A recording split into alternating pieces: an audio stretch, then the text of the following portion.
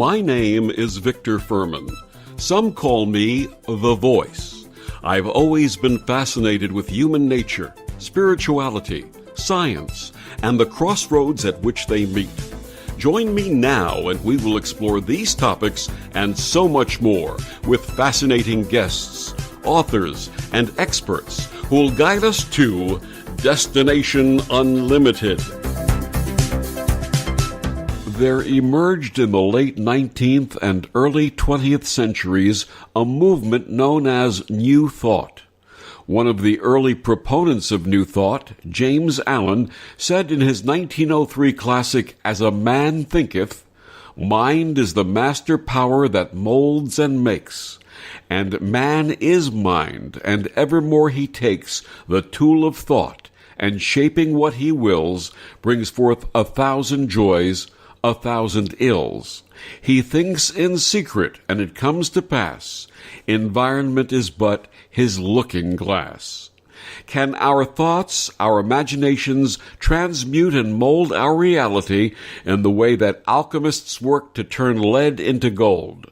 Are there practical teachings and exercises that will show us that imagination is the creative force of all that is? My guest this week on Destination Unlimited, Katherine Jegede, found the answers to these questions in the Mind as Creator philosophy of Neville Goddard. Katherine Jegede is a British television presenter and author. She has worked with the BBC Science Unit and BBC Radio Oxford and has served as news editor of the international journal Africa Health. Her work with Africa Health helped to establish a learning, resources, and study center at one of Nigeria's leading teaching hospitals. She's been featured in the acclaimed science journal Nature and presented 2 science series for young adults in the UK, earning a BAFTA nomination. She resides in London and joins us this week to discuss her new book, Infinite Possibility, How to Use the Ideas of Neville Goddard to Create the Life You Want. Please join me in welcoming to Destination Unlimited, Katherine Jegede. Good evening, Katherine. Hi, Victor. It's wonderful to be with you. And may I call you Kate? Yes, please. Everyone does. Okay. Well, Kate, when we first welcome a guest to Destination Unlimited, we ask them to share a bit about their formative years and how that brought them to their path. Please tell us about your upbringing and how it shaped your life.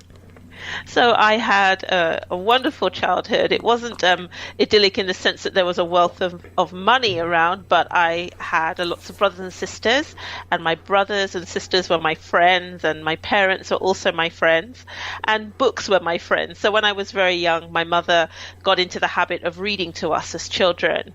And one of the things that I realized later on was that New Thought was part of our literary lexicon, if you like. So as very young children, she'd read to us from all the classic children's stories like Charlotte's Web and all of that. And then she'd also read to us from a writer like Florence Scovel Shinn. And I didn't really understand what I was hearing sometimes, but I loved the way that what she read made me feel. And she really encouraged us to embrace the world that we couldn't see as much as the physical world. So I grew up in very much the normal way, and then I went to church and all of that, and went through the normal human evolution, if you like, got to my teenage years and began to question traditional religion because I didn't feel that it was stimulating me in quite the way that I wanted it to. And so my parents allowed me to work that out for myself, and then eventually I decided traditional religion wasn't for me. But at the same time, around about the same time, my mother gave me 5 lessons by Neville Goddard, and I was hooked. I couldn't believe how his work was making me feel, and everything that he was saying about God, who God truly is, and how that features in my own existence really opened me up to my own potential and my own purpose and destiny. So that was very much my childhood. It was normal in very many ways, in that there was school and all of that, but there was this other aspect of it in which I was actively encouraged to explore use of my imagination and see where that could take me. Now, how did your parents balance the concept of traditional religion with New Thought? I think for us, I mean, my father is still very traditionally religious, but he's not somebody who has said it's his way or the highway. He was very much in favor of people finding truth for themselves. And he was very supportive of the fact that if you didn't agree with what he believed in necessarily, then it wasn't going to be enough for you. It wasn't going to feed you. You really had to find the thing that spoke to you. My mother was, I wouldn't say ever traditionally religious. She was somebody who practiced yoga in her teens and later went on to teach yoga. And she was very, very much into mysticism and new thought and all of that sort of thing on the whole. I think because of where we lived, she found community in the church. So she wasn't really going to church for it for her spiritual health, if you like. She was going there because there were people like us, and where we lived, there weren't very many people like us, if you get where I'm going with this. Yes. And so when she was teaching Sunday school, she was actually asked to step down because she was introducing the children to concepts that the church didn't quite fully grasp or weren't all that interested in. I think my mum, very much like my father, it's all a very individual process for them. It's about what you feel for yourself to be true. And I think that's a very important thing to recognize, that if this is something that doesn't resonate with you as an individual, it's not going to do anything for you. So I think that's where the balancing act came about. It was pretty much a case of letting everybody do what felt right for them. And had there been a tradition of spiritual or mysticism in your grandparents? I know my mother didn't have a very good upbringing. Her parents were very she wasn't very close to her own parents. I know that my grandmother practiced witchcraft, my mother's mother. I don't know that much about my father's parents because, they passed away when I was young. We knew them sort of off and on, but they lived in Nigeria, and so we didn't see them that frequently, and I just knew them to be Christian people. So I suppose my mother's influence in her life led her to kind of seek safety in ideas that were alternative to the ideas that my grandmother was interested in. So that's probably where her sort of spiritual journey began, if you like. Yes. Now, you mentioned that your mother introduced you to the teachings of Neville Goddard. What was your first reaction when you received them? I liked it. It was challenging to me. I mean, I'd grown up in church, sort of hearing the Bible interpreted by the church leaders and trying to be a good Christian person and following the 10 Commandments and all of that sort of thing. But when Neville began to say things like the Bible was an allegorical document and spoke about the evolution of the soul of man and it had an educative purpose in our lives rather than a religious one, I actually found it difficult to accept in the beginning. I found it a little bit offensive, but I couldn't put it down. I couldn't explain why I couldn't put this book down and why I was so determined to understand what he was saying to me.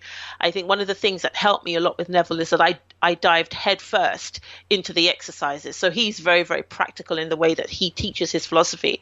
And I was so busy trying to understand what he was doing that I forgot to be cross with him, if you like. And by the time I started to get the results that he was talking about, I realized that he was telling me the truth. And so accepting what he was saying about the Bible, what he was saying about religion in general, became far easier for me to accept.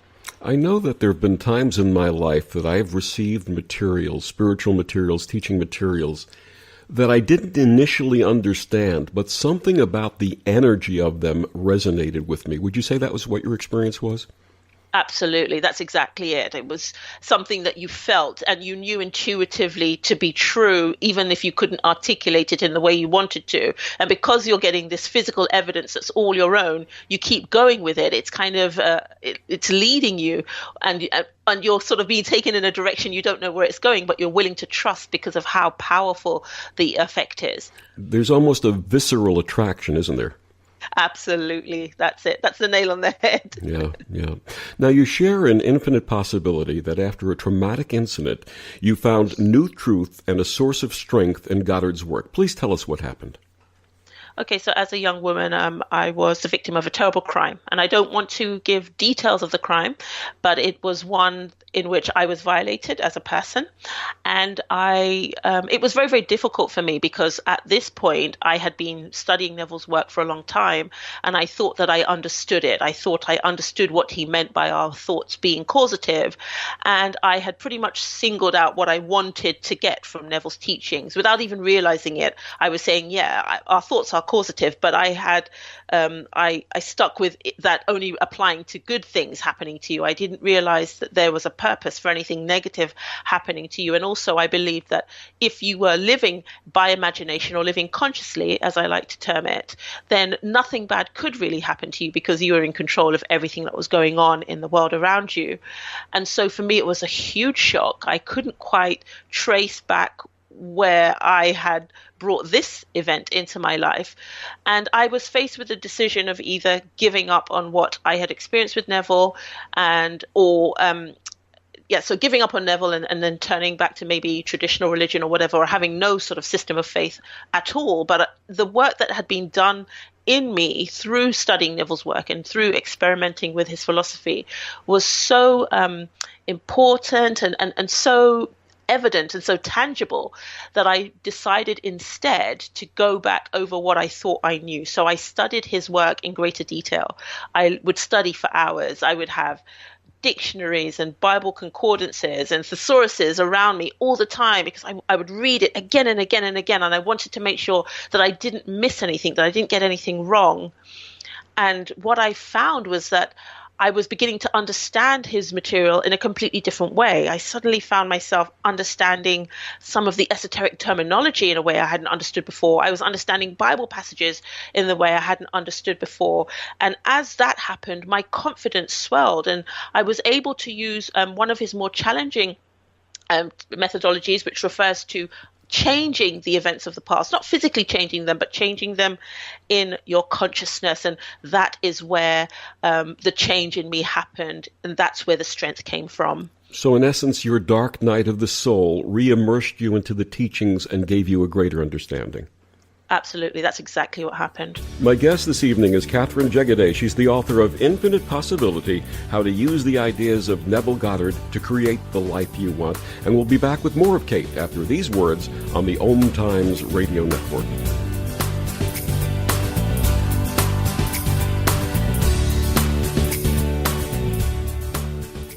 OMTimes Magazine is one of the leading online content providers of positivity, wellness, and personal empowerment. A philanthropic organization, their net proceeds are funneled to support worldwide charity initiatives via Humanity Healing International. Through their commitment to creating community and providing conscious content, they aspire to uplift humanity on a global scale. OMTimes, co-creating a more conscious lifestyle.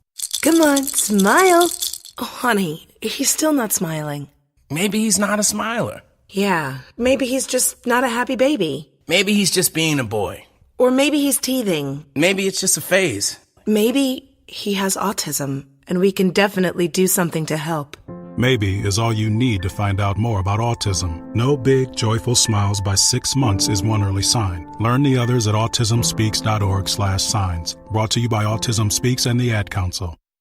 Tune in to the Practical Intuitive, Mind, Body, Spirit for the Real World with me, host Robin Fritz, Mondays at 2 p.m. Pacific, 5 Eastern. I'll cover personal and business intuition, animal communication, mediumship, space clearing, past life regression, shamanic insights, energy healing, soul choice, and more, all to help you tap your own intuitive and healing skills. No ifs, ands, or buts. Hi, this is Bill Maher. I can find humor in almost anything, but one thing I never laugh about is cruelty to animals. If you don't get the joke either, write People for the Ethical Treatment of Animals, 501 Front Street, Norfolk, Virginia, 23510.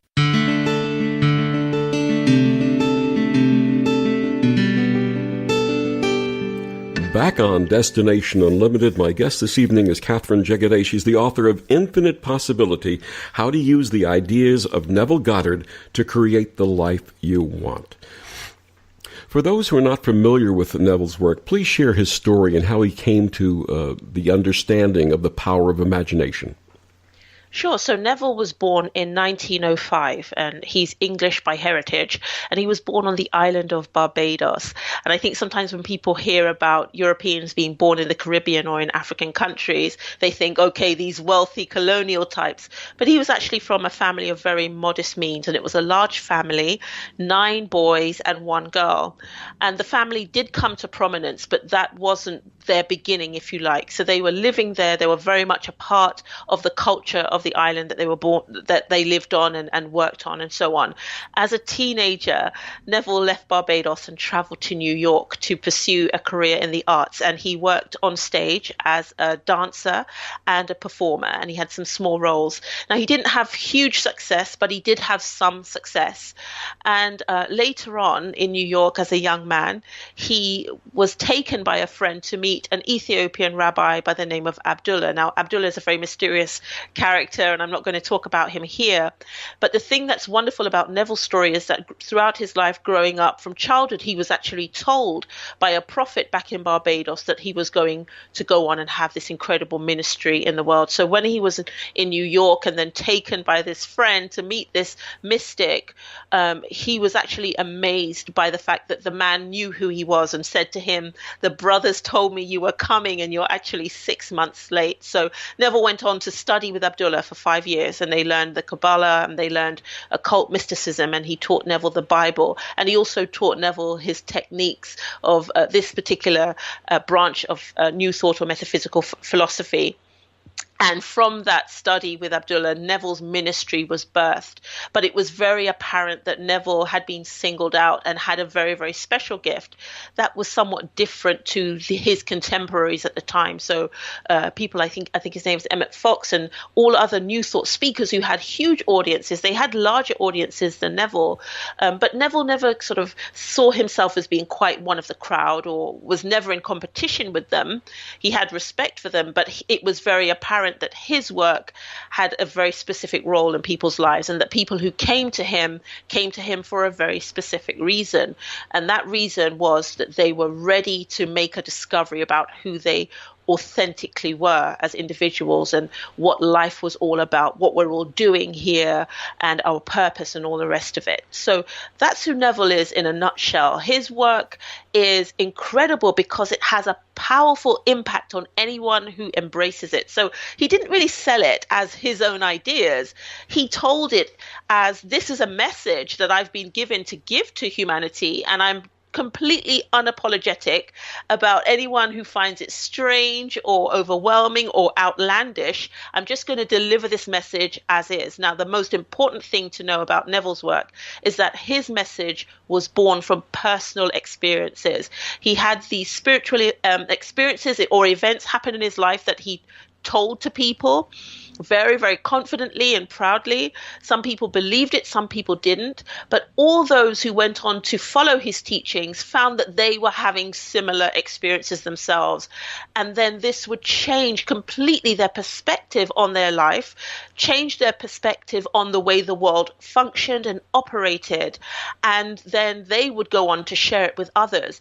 But I think this is why Neville's work endures, because this is not about him. It's about the people who come to understand what his message is all about. It's about discovering who we are as individuals.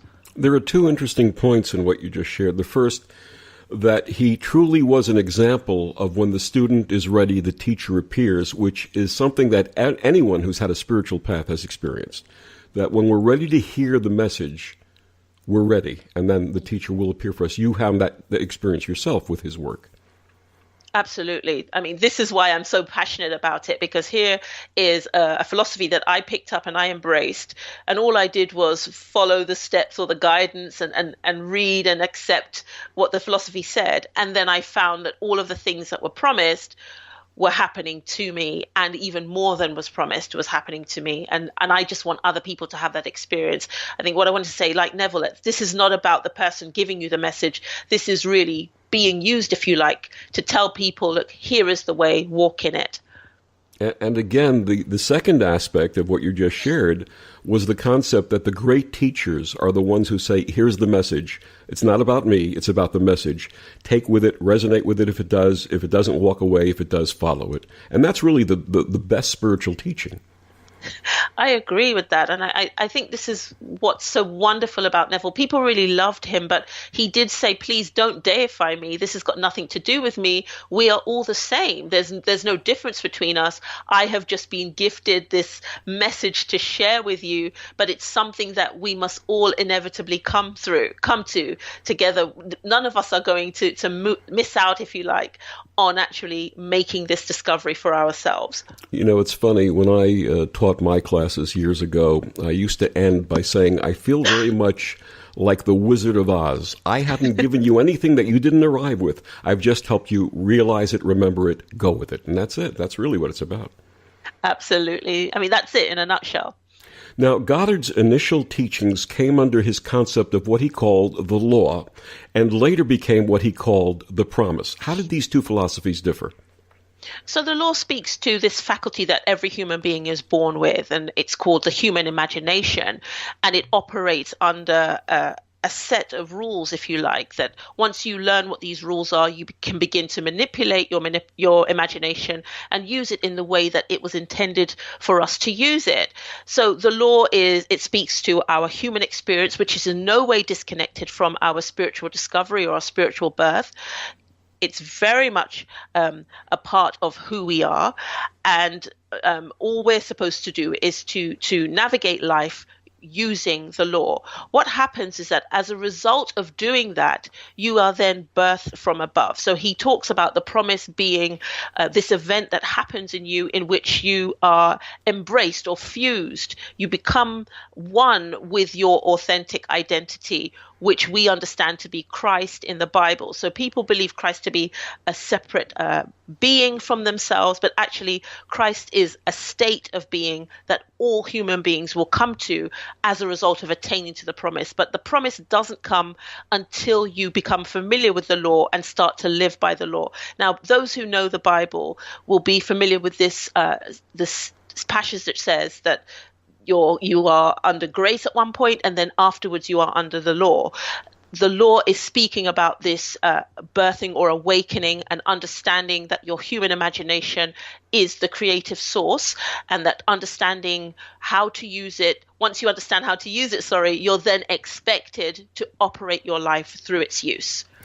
So the word Christ actually means anointed. So what he's basically saying is once we understand our connection with our imagination, with the creative force of the universe, we become basically anointed, and that's the promise.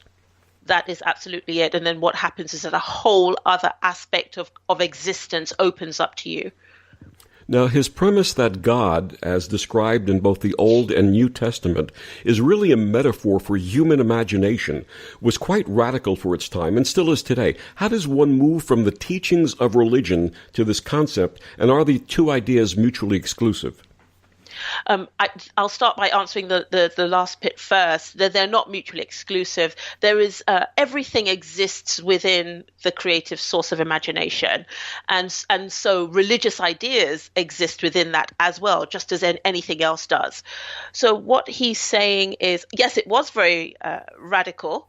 And it is still radical for a lot of people. But what he does is then he tells you to come into an understanding of that through practical experience. So it's not something that you're supposed to sit down and work out cognizantly. It's something you're supposed to get into and start to operate through and function in and all the rest of it. When that happens, what happens is that you as an individual get the evidence that you're looking for yourself. It's not something that you've relied on someone else to tell you. And when that happens as well, what comes with that evidence is understanding of how this works. So he's not asking you to try and take what he's saying at face value. He actually says it's unreasonable for people to try and believe something that they have no basis to believe. But once you start to experience what he's talking about, you will understand what's going on. So someone who is devout in their faith, whatever that faith may be, can still follow the concepts of Neville. Absolutely. I mean, in my own book, I try to say this, and I explain this to people who approach me on Facebook and things like that I'm not asking you to give up anything that you believe. You're not required to change who you are. And in fact, if you want to be a religious person, you can do that while exercising this faculty of yourself. It's not just a faculty of the mind that enables us to perceive things that aren't real. It's actually repositioning yourself as the creator. Now, some people may feel a desire to do something tremendous in the religious world. All desires are awarenesses that are impressed upon us by God. So I always say to people, your number one priority is to fulfill whatever desire you have, but you're only required to fulfill it through the operation of the law of imagination. And that is being able to accept as true that things that that are not yet visible can absolutely be real. That's the only stipulation. And so whatever it is you're doing, just use the law to do that thing, but don't stop doing it. Don't give up, because everything that we go through in life is divine for a purpose, and all of these purposes collectively are for our education, to help us make this discovery of who we truly are. So in essence, following Neville's practices can make one deeper in their own faith. Absolutely. It's not to separate anyone from what they're doing. It's actually to tell them that whatever it is you're doing, if you use the law to do it, you will make this inevitable discovery about your authenticity. Wonderful. My guest is Katherine Jegede. She's the author of Infinite Possibility, How to Use the Ideas of Neville Goddard to Create the Life You Want. Kate, please tell our listeners where they can get your book and find out more about your work. So the book's available in all good bookstores, Barnes & Noble, and it's available on Amazon.com. Just search for it by title, Infinite Possibility, How to Use the Ideas of Neville Goddard to Create the Life You Want. And if they want to find out more about me, you can search for me on the penguinrandomhouse.com website. Just search for me under authors, Katherine Jegede, Jegede. And we'll be back with more of Katherine Jegede and Infinite Possibility after these words on the OMTimes radio network.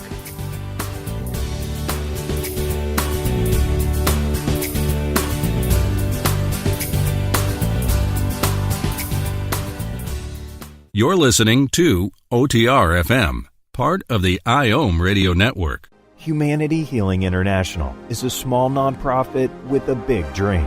Since 2007, HHI has been working tirelessly to bring help to communities with little or no hope. Our projects are not broad mandates, nor are they overnight solutions, but they bring the reassurance that no one is alone and that someone cares. To learn more, please visit humanityhealing.org. Humanity Healing is where your heart is. Have you bought into the idea that you have to work hard for your money, that business is hard? I will share some dynamic access consciousness tools to get you out of your own way so you can create a business that actually succeeds. Join me, Simone Millisers, on The Joy of Business at 4 p.m. Mondays Eastern. I want to thank my mommy for loving me so much, for taking me out to the park, for reading me books, for taking me to the doctor when I broke my foot in ballet rehearsal, for leaving me alone when I wanted to be alone. And now, as a grown-up, I'm thankful for being able to take care of you, my dear mom, for having the chance to take you to the park, for reading you those books we enjoy so much, for being able to take you to your therapies after you twisted your ankle, for understanding that sometimes you simply want to be alone. Roles change without us noticing. And in your new role, we help you help. Visit aarp.org/caregiving to get practical health and wellness tips to provide even better care for your loved one. Remember, visit aarp.org/caregiving. AARP. We help you help. A public service announcement brought to you by AARP and the Ad Council.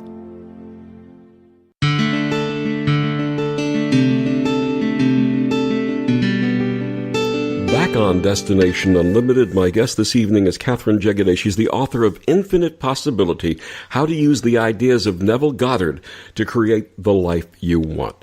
Kate, what inspired you to write Infinite Possibility? Yeah, so I was, as you know, a student of Neville's for a long time. And what I would do whenever I read a lecture or one of his books or listened to some of his audio material was I would write notes. And I was keeping journals and diaries with all the things that really stuck out to me at hand, because I wanted to always have this sort of quick reference that I could pick up and get straight to what I wanted to without having to search for it. And I also found that Neville, as much as I love him, his language, if you're not familiar with it, needed some thinking. And I wanted to if you like, transliterate what he was saying in a way that made it a little bit clearer. And especially when I began to understand what a lot of the wording meant, a lot of the terminology meant. So I wrote the book initially for me. It wasn't supposed to be a book in the traditional sense of the word, that, you know, I put this manuscript together and send it off to a publisher or whatever. I just found that it became a book like that. And I really liked it. My husband read it and he was like, honey, you know, this is a really good book. So I showed it to someone, and the editor, Mitch Horowitz, initially it wasn't quite right for them, but we tweaked it and Mitch guided me in tweaking it, and the rest is history. But I would say the book was written personally as a love letter to me. This is the philosophy that has changed you. This is a complete collection of all of the techniques that you can use. And then it became infinite possibility. Journaling is so important on a spiritual path, isn't it? Yes, absolutely. I mean, I do it all the time. I was in my storage unit this morning because I'm getting ready to travel. So I was going through and making sure that I hadn't left anything important behind. And I found boxes and boxes of notebooks. I couldn't believe it. I was so, but it's amazing to see how I've been journaling for years. It's such an important habit, and it helps you when you look back to see where you are, to see the growth. It's such an encouragement, and it helps you to keep your thoughts clear. Are you going to scan and digitize those notes? No, they're too personal to me, I think. And I do love the kind of the yellowing paper and the sort of coffee stains, tear stains. It feels more real. Listen, millennials, listen to what she's saying about the written word. Put down your phones and put down your tablets and write. What is the core message of Infinite Possibility? The core message is that you are going to discover who you truly are. And we are here for a purpose, and there is no escaping the purpose that you are here for. And this is how you fulfill that purpose, and this is how you discover who you truly are. I can't really put it any simpler than that, because this isn't an idea that I cooked up. I don't even think that this is Neville's idea. This is something that he was told to tell other people. And when I embraced it, when I find myself now doing the job that he was doing, it wasn't something that I tried to do. It wasn't something that I planned to do. I would never have sort of done this as a career, if you like, tried to write books like these or to speak to other people about this sort of message, because it's not the easiest thing in the world to do. But it really did take over in a very organic and natural way, and I've allowed it to happen. And that's what I'm all about. Allowance. I think that's a really important word. Talk about that. Okay, so in metaphysics, it's a really good point, actually. I think one of the things that people keep saying to me is they can't manifest, they can't allow the thing, they can't see the thing they want showing up in their life. And I'm saying you need to allow it. And that's consenting by feeling that this thing you want is already real. So one thing that a lot of people aren't aware of is that desires is an impression of something that has become available to you. And all that you are required to do is conduit that thing into its physical form. And you do that by giving up your resistance to it being a thing, a physical fact. And when you think about something that isn't quite real, people tend to become tense, or they're trying to will this thing into existence. But what you're really supposed to do is to embrace it and to relax and to become neutral. And by becoming neutral, you're allowing this thing through you to become a physical reality, because we as human beings birth everything into existence. It doesn't matter what those things are. Everything in existence comes through our consciousness of awareness, or our imagination as it's more commonly known. And so when you find yourself tensing up or trying to force something, or feeling yourself being taken over by this frustration because you really, really, really want something, give that up and instead begin to express gratitude, begin to be thankful that this thing has already shown up, and start to perform in a way that proves to you, at least subconsciously, that the thing you're seeking has happened. That for me is allowance. Just allow the thing to be by not trying to help it along or resisting it from being so. Yeah, someone, I don't remember, I think it may have been Thomas Edison, and I'm going to paraphrase, I don't remember the exact quote, but basically said that inspiration without action, inspiration without action is hallucination, something to that effect, that we may dream and have these ideas, but we also have to put them into manifestation, into reality. Absolutely. And this is the beauty of it. I say this over and over again, that there is no disconnect between this invisible world of infinite possibility and the physical world. The physical world is just a representation of what we have contacted in consciousness and what we have consented to and allowed to become a physical reality. One of the things that I teach in both the business world and in the spiritual world is taking ownership, taking responsibility for everything that we do. This is really the core of that, isn't it? Absolutely. And it's about not being afraid. All that we're doing when we do that is actually discovering our own power. We're discovering our capacity for creating things or expressing things in the physical world. And when we do that, we reposition ourselves as being one with the creative source rather than an individualized distance aspect of it.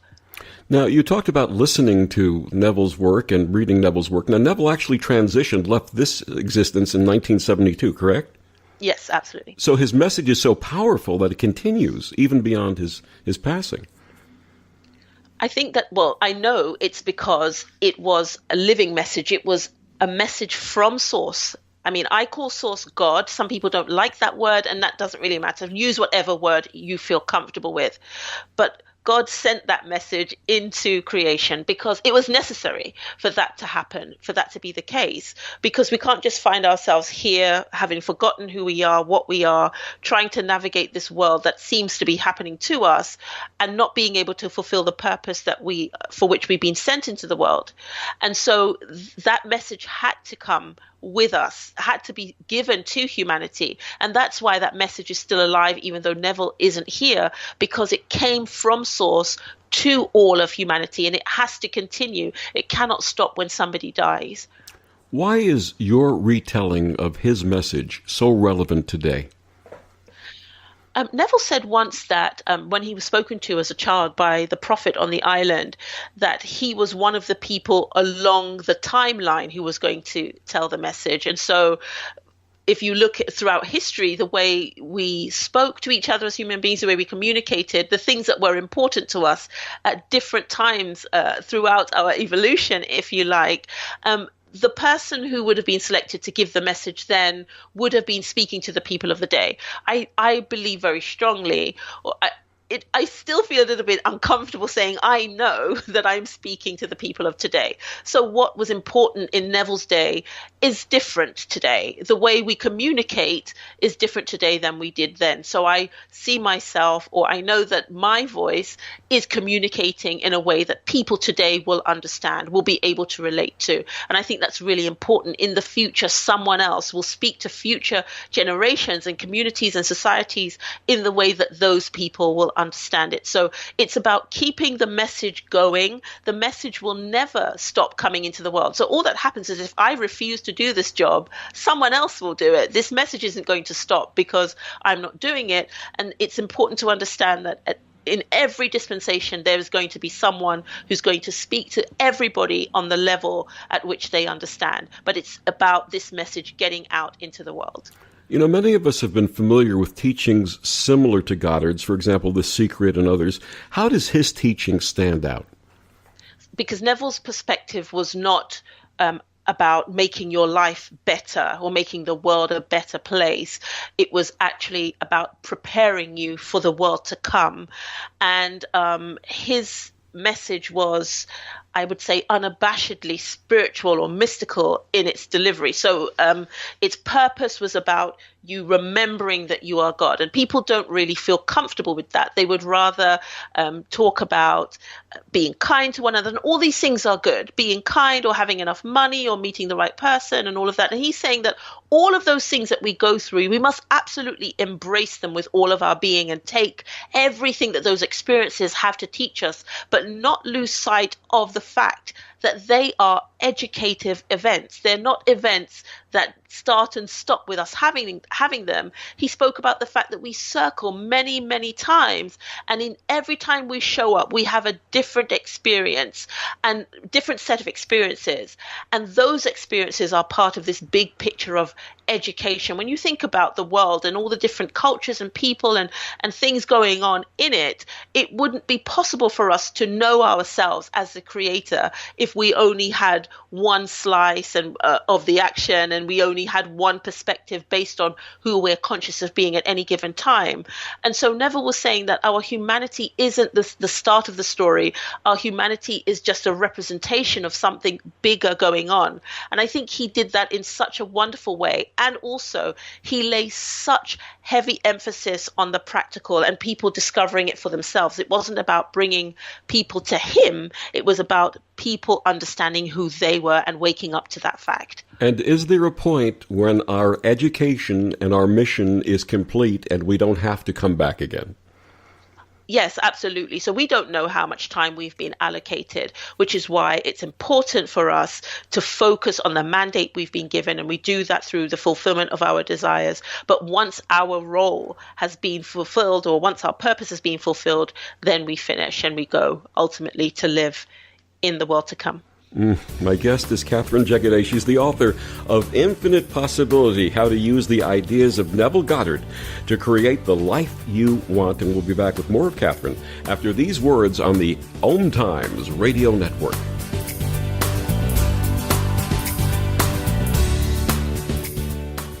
Ascending Hearts is no ordinary dating site, but a spiritual dating site with a purpose, to link you with your soulmate. We engineer the serendipity so you can trust that you will attune with someone that has the same matching vibration as you. Ascending Hearts, the conscious dating site for the spiritually aware. Try Ascending Hearts for free. AscendingHearts.com. Change and growth are part of natural life, and also part of your spiritual life. Everyone needs support and guidance, especially during life passages. Upgrade yourself with the OMTimes Experts program. With OMTimes Experts, you have access to the best intuitive coaches, spiritual teachers, counselors, astrologists, and oracles. Our team was carefully selected so you can trust. Find out more at experts.omtimes.com. Hello, I'm Sandy Sedgbeer, host of OMTimes Magazine's flagship radio show, What is Going On? My passion is sifting through information, research, and innovations from New Thought teachers, speakers, and researchers pushing back the boundaries of what we know about life, energy, metaphysics, and the universe. I love shifting perceptions about who we are, why we're here, and how quickly impossible becomes normal when we open our minds, expand our awareness, and accept that the only limits that exist are those we place upon ourselves.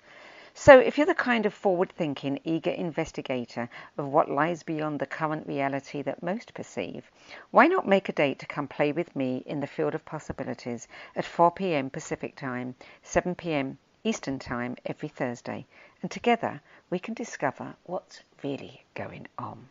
Psst, Steven. Who said that? Me, down here. Ugh, what are you, a yellow booger? I'm a banana slug, Steven. What are you doing in my room? I'm your sense of adventure. It's been a long time since we've had an adventure in the forest. Mom took me to the forest last year. I'm a slug, Steven. It took me a long time to get here. You're right. I should get out. Yeah, the forest is not that far away. Hey, Mom! Come to the forest where the more adventurous you lives. Check out discovertheforest.org for cool places nearby. Brought to you by the U.S. Forest Service and the Ad Council.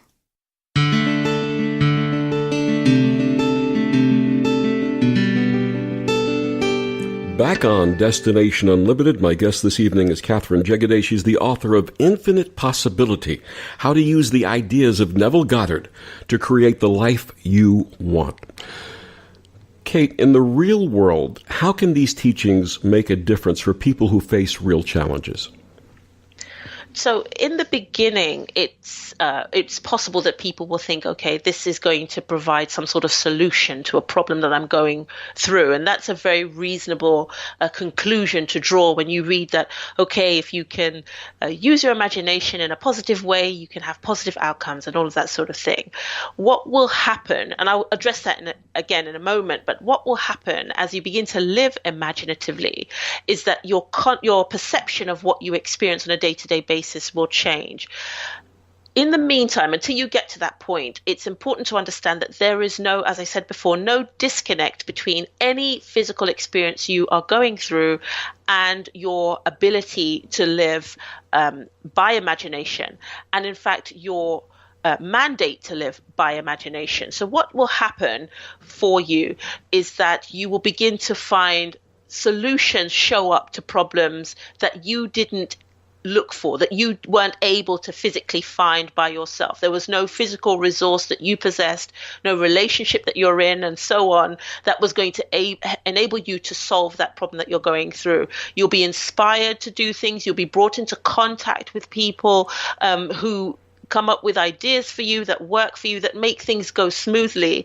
And all of this is achieved through the control of your feelings and just allowing a solution to be possible to you. So whatever the challenge might be, there are some people who just cannot conceive of the power of imagination having an impact in something they're going through. Maybe they're facing a terrible sickness, or maybe they're in a terrible situation financially or in a difficult relationship. What I encourage you to do is to begin to feel after, as we say in metaphysics, the solution. So that is done by asking yourself, how would you feel if this situation were resolved?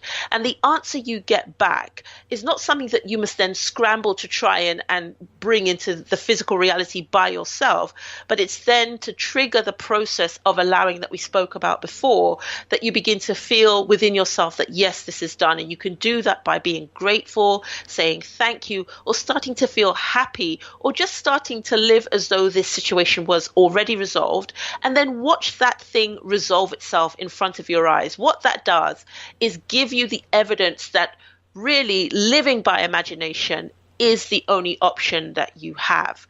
And this is how it happens. It doesn't really matter what the problem is. You just take the problem and you say, or what the challenge is, you take the challenge and you say, how would I feel if this challenge were resolved, and allow the answer to take shape in front of you. So really it involves not only the imagination, but the visceral reaction, the sensation in the body. Yes, I mean, feeling, which is controlled by those sensations in the body, is the language by which we communicate back to the formless, or consciousness, or God, or whatever you want to call it. We are communicating back to source, the thing that has no context and no limitation, that this is the shape I want you to take. And that is going to be, for example, the solution to a problem. In my own life, I needed to get to New York to record a TV interview, and it was really bad timing for my husband and I financially. Not that we are in a difficult financial position, but at that moment it was difficult for us to do that. I said, I am there. I felt that I was there. And then someone came and paid my husband in advance for a job. And that was the money that we were able to use to enable me to get to New York to do what I had to do. Now, that was a good thing. It wasn't necessarily a difficult thing. There have been difficult experiences in my life, but it works the same way. The principle works the same way. It's about allowing your formlessness and your connection, your connectivity to creative source to take the shape that you say it must take, and allow yourself to build up this record of evidence within yourself, because it's going to serve another purpose in your life, which will be explained and revealed to you as you go through this process. So you might not even know why it's working for you until later on down the line other things reveal themselves. Absolutely. As I say, it's this ongoing process of education, but it's not something that someone can explain to another person. It's something you have to experience for yourself. And the wonderful thing about it is that as you begin to live this way, your life becomes this really rewarding and rich and enjoyable thing, no matter what your start is. No matter how difficult your beginning has been, your life will become a thing of beauty.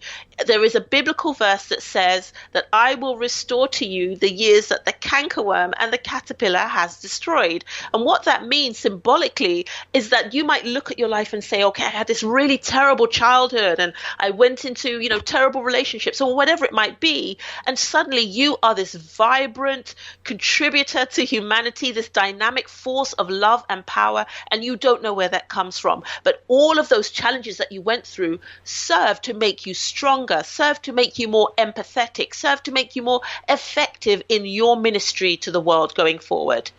That sounds like what we would call heaven. It really is. Take it from me. And it's heaven on earth. Absolutely. That's exactly what it is. It's win-win. Absolutely. In his work, The Search, Goddard referred to himself as magician of the beautiful. What did he mean by that? So he was talking about a vision that he had in which he was seeing people who had different parts of their body missing. And he was talking about their limbs being restored and eyes coming back into the sockets and all of that kind of thing, as though it was under the control of the magician of the beautiful. If you think about what magic is, it is this ability to manipulate the supernatural, and a magician is someone who is skilled in that art.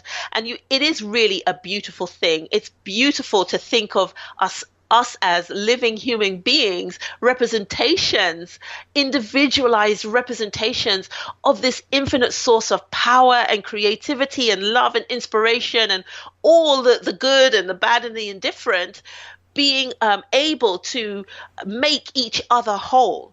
And he was talking about seeing himself doing this work. And that's what his ministry has done. It has come to make humanity whole. And I don't know who among your audience is going to go on and do this kind of work. I don't know. I'm just saying, just be inspired that this message is not about you as a messenger. It is about God doing this work in humanity and making us whole by restoring to us all of the things we have lost through forgetting who we are and actually beginning to emerge as whole, complete, healthy, fully functioning creators in our own right. That sounds so beautiful. That really sounds so beautiful. May that be. In your book, Infinite Possibility, you offer a series of practical exercises that readers can use to connect with Goddard's teachings. Please share an example of one of them. I think one of the ones I like, I always, in interviews that I'm asked, what would you tell people? I normally say, okay, let's do Magic Mirror, where you're speaking to yourself in a loving and a supportive way, or going to sleep in a very positive frame of mind and then seeing how that works for you next day. But I felt led when I was tuning in spiritually into this interview, Victor, to talk about people reacquainting themselves with this power and starting the process of establishing a connection between their human selves and their infinite beings. And what you do is, as you go to sleep, is you're going to start to use your subjective senses. So if you think about yourself having the 5 natural senses of sight, hearing, taste, smell, and touch, we also are inner being, or our authentic beings. They're not really inside of us, it's the other way around, but anyway, our authentic beings also have these 5 senses, and these are the 5 senses that we use in the world of the invisible, in the world of consciousness, to do and have and be anything we want to be. So what I want people to do is to, in a quiet moment when you're on your own, maybe you're lying down or you're sitting in a comfortable chair, is do something like smell a rose and start to feel its petals. You're not holding a physical rose, but you're going to persuade yourself that you have a rose in your hand. So maybe you feel the thorns on the stem or something like that, or the soft touch of the velvety petals, or maybe bite into a lemon. These are exercises that people will be familiar with already. Psychologists are familiar with this sort of thing. We're talking about our subjective senses or our imaginative senses, and start to play with an object in a very simple way and work with it until you feel that that object is as real to you as its physical counterpart would be. What that is doing is helping you to reconnect your human body with your spiritual body. And I would encourage people to do that, particularly before you start the process of metaphysical prayer. Do that as often as you can until you feel that you are able to experience physicality in your imagination. This is going to be crucial to your success when it comes to metaphysical prayer. Beautiful. Thank you for sharing that. What would you like readers to take away from Infinite Possibility? I want them to finish the book having established a connection between their humanity and their divine selves, and to be confident about using this newly discovered aspect of themselves in ways they never imagined possible for themselves. To just quietly go around crafting for themselves this ideal life they've always dreamed of. It really is possible, but I don't want you to take my word for it. I want you to do it for yourself. When I was younger and I wasn't focusing on things like money and all of that, I never thought that when I got to an age of maturity that I would become concerned about finance or the kind of home that I would live in and all of that. And today, through imagination, I have this quality of life that I never thought possible. And I didn't have to go out and kill myself with work to get it. I just allowed it to be. The moment the desire came on me and I was able to allow that desire to take on physical form, here I am doing the things I never thought possible, having the life I never thought possible, living the life I never thought possible. And all through allowing this faculty that I was born with to evolve, to strengthen. I exercised it like a muscle and it got stronger. And I want people to get to the end of the book and to feel that way, that there is nothing they cannot do for themselves or for someone else. So if you feel led to do work for others, it's important that you prove it to yourself first and then feel free to minister to others. You don't even have to tell them. Someone might be worried about what they're going to do, about their children or their marriage or their health or whatever it might be. You just go within and allow the solution to take on physical form through you, and you are rewarded through it. You are rewarded by that work. I live a fearless life. I live a very happy life because I live imaginatively. There's nothing special about me other than the fact that I live imaginatively, and I want people to know by the end of this book that that is entirely possible for them. In fact, it is their birthright. Your passion and enthusiasm speaks for itself. My guest, Katherine Jegede, she's the author of Infinite Possibility, How to Use the Ideas of Neville Goddard to Create the Life You Want. Kate, one more time, please tell our listeners where they can get your book and find out more about you. It's available on Amazon.com and .co.uk and all over the world. You can also get it from all major booksellers. And you can find out more about me on penguinrandomhouse.com. Search for me under authors, Katherine Jegede, Jegede. Also connect with me on Facebook /Katherine Jegede author, all one word. And I'm happy to take any questions and to just say hi. Kate, you've given us a gift. Thank you so much for joining us. Thank you, Victor. I loved it. And thank you for joining us on Destination Unlimited. I'm Victor, the Voice Furman. Have a wonderful week.